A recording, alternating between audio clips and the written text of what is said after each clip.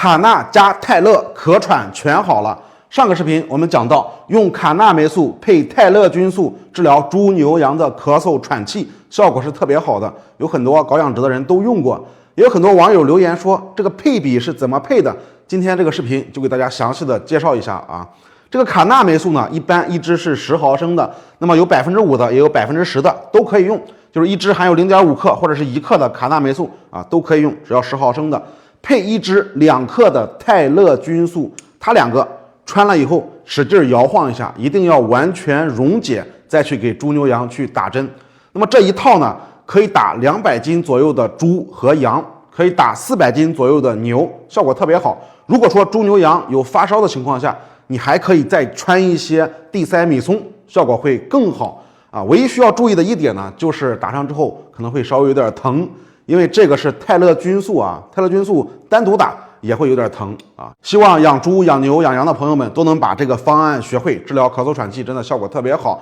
记不住的话，可以把这个视频点赞收藏。